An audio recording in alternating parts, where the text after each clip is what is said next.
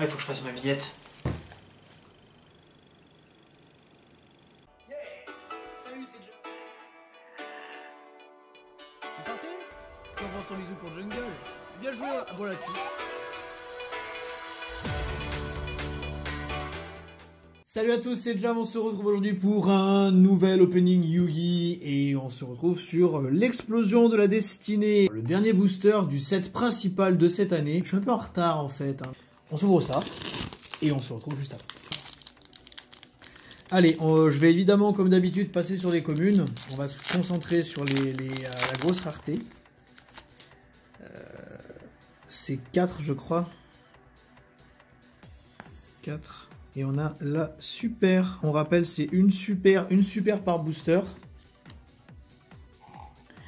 Une super par booster minimum. Je me rappelle du temps où on avait encore des rares. C'est révolu. Maintenant, les rares, c'est terminé. C'est minimum 1, 2, 3, 4. Et on a la première ultra, je crois. Calibre Rocket. C'est la première ultra.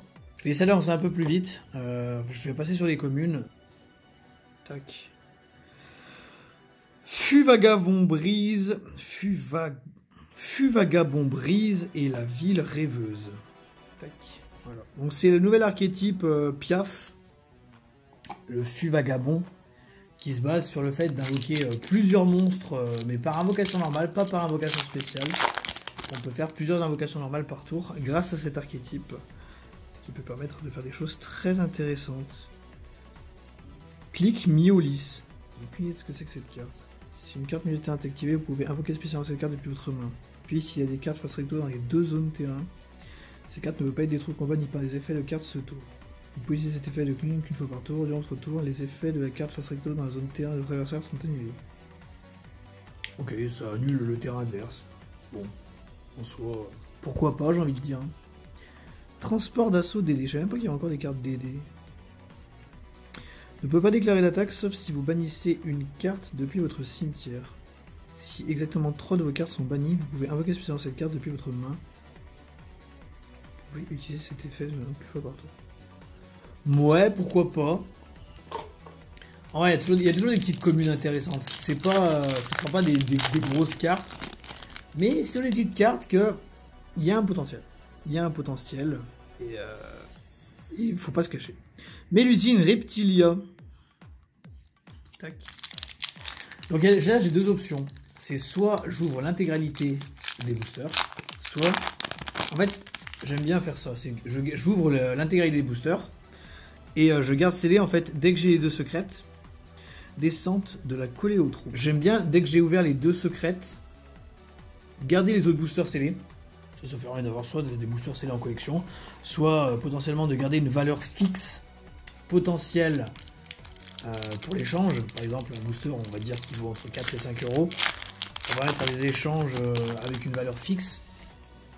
Un booster scellé a plus de codes qu'un booster ouvert, évidemment, hein, c'est logique.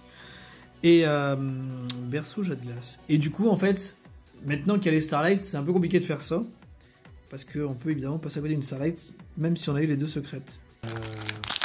Si on peut avoir le nouveau héros de la destinée, c'est cool. Il y a aussi Petit Monde, Small World, j'aimerais bien. Zone de danger surnaturel.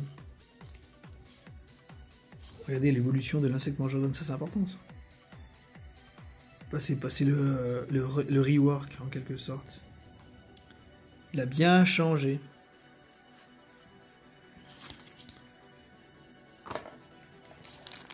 Donc, je sais pas si vous avez vu du coup ma dernière vidéo, celle où j'ai ouvert les Tinbox. Faut savoir que quand j'ai fait le montage, je me suis rendu compte que j'avais dit énormément de conneries. Le contre-piège de l'archétype. J'ai dit énormément de conneries, vraiment. Entre les chiffres qui sont pas bons, les choses que je dis, ça n'avait aucun sens. Je me suis rendu compte au montage. Si vous ne l'avez pas vu, je vous invite à aller le voir. Vraiment, c'est waouh.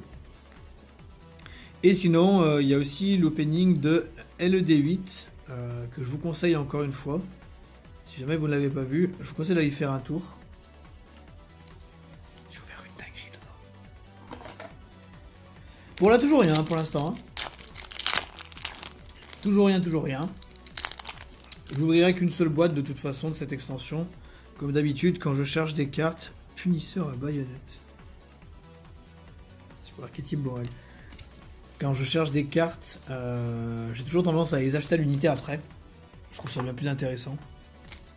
Et je veux pas forcément tout. Il y a toujours des grosses cartes à récupérer que je veux. Et je trouve ça plus intéressant de les acheter à l'unité. Et donc on a eu un Fût Vagabond Brise et Hibou Neige. Une fois pour tant que vous contrôlez cette carte invoquée par sacrifice, ce tour vous pouvez mener max 3 invocations pose normale par uniquement une. C'est 3 au lieu de 1. Tant que cette carte invoquée par sacrifice est dans la zone monstre, si votre monstre attaque un monstre en défense, donc il perce def. Effet rapide, vous pouvez bannir une carte depuis votre main. Changez tous les monstres invoqués spécialement contre votre adversaire en puissance de défense face à son. Ça c'est pas mal. En vrai c'est un effet plutôt correct. On va pas se mentir. C'est un effet plutôt correct. Pochette, pochettisée. Hein. Tout de suite, instantanément pochettisée. Les secrètes, on les laisse pas à l'air libre. Et d'une. Donc techniquement, si le ratio est correct, on est sur 2 secrètes dans cette display. Berceau jet de glace, encore une fois. C'est une carte de tuto. Ah ça j'aime bien ça. Cylindre de magie. Vraiment c'est une très bonne carte ça. Trop stylé. Si on est sur un bon ratio, du coup je disais, ce sera 2 secrètes. Tac. Batteur léger de la coller aux troupes. Karma, s'il te plaît. Je t'appelle à toi, une nouvelle fois. Tu m'as pas lâché sur les 2 derniers openings. Si tu pouvais venir ici et faire en sorte ad libitum de Despia, de faire en sorte que j'ai quelque chose qui... un truc bien. Soit une carte que je veux, soit une Starlight. J'avoue que je ne veux pas les Starlight, mais si je veux une Starlight, je suis content. J'en ai jamais eu. Mais l'usine Reptilion, là encore. On a fait la moitié de la boîte. J'ai un peu... je dois que j'ai un peu speedrun le truc. Solaire Vigne. Du coup, j'accélère un petit peu. Tadam! Et Moyer de la Mépée. Ça, c'est une bonne secrète, ça. Bon, du coup, on a ouvert les 2 secrètes. Je vais quand même terminer l'opening, bien évidemment. Pour... on sait jamais. Est-ce que je vais avoir une Starlight? Et voilà, les 2 secrètes, elles sont là. Merci, Karma, bien évidemment. Je te remercie pour ton assistance. Vaisseau amiral, l'ultime Usatron. Hop. Dragon du double disrupteur. On l'avait déjà. Hop, et voilà. Il reste 3 boosters. 4 avec celui que j'ai en main. Ce qui va pouvoir conclure cet opening, bien évidemment. Une boîte, ma foi, assez mitigée, je trouve. Et bon, c'est le problème. C'est le normal, c'est un set principal. Du coup, il peut y avoir des boosters exceptionnels, enfin des displays exceptionnels, comme des displays moyens. Là, je m'estime être dans la norme en termes d'opening. Je suis content des cartes. C'est pas non plus forcément tout ce que je voulais. Il y avait des secrets qui m'intéressaient plus. Je peux le voir, bien sûr. Et la nouvelle fusion Héros de la Destinée. On ne les a pas. Tant pis, hein. Évidemment, ouvrir un booster, c'est un jeu. Il manquait donc une ultra. Après que cette carte est invoquée par fusion, elle n'est pas affectée par les effets d'autres cartes jusqu'à la fin de votre prochain tour. À la fin de la battle phase, vous pouvez cibler un monstre insecte de max 3000 d'attaque dans votre cimetière invoqué spécialement. Qui reborn les insectes. Très bien. Pourquoi pas. Et enfin, ultime booster. Donc ça fait 4 ultras du coup.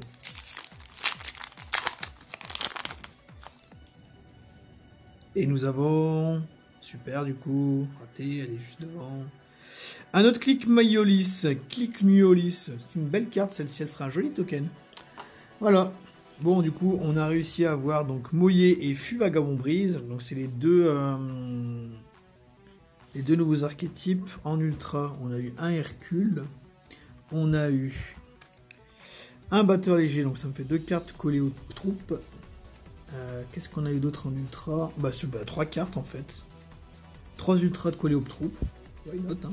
Et enfin, le calibre roquette. Voilà pour cet opening. J'espère que la petite vidéo vous aura plu. Dites-moi en commentaire si vous avez eu plus de chance dans votre opening à vous. Si vous avez réussi à avoir ce que vous voulez. Si vous avez eu de la chance au niveau du tirage. Moi, je m'estime assez... Bon, je suis assez content quand même pour Moyer. C'est cool, c'est une bonne carte. L'archétype Fuvagabond Brise ne m'intéresse pas. Par contre, du coup, vu que j'ai 3 ultras Coléoptroupe, je vais peut-être un petit peu me pencher sur cet archétype. Sur ce, moi je vous laisse. Bonne fin de journée à vous. C'était Jav. À bientôt.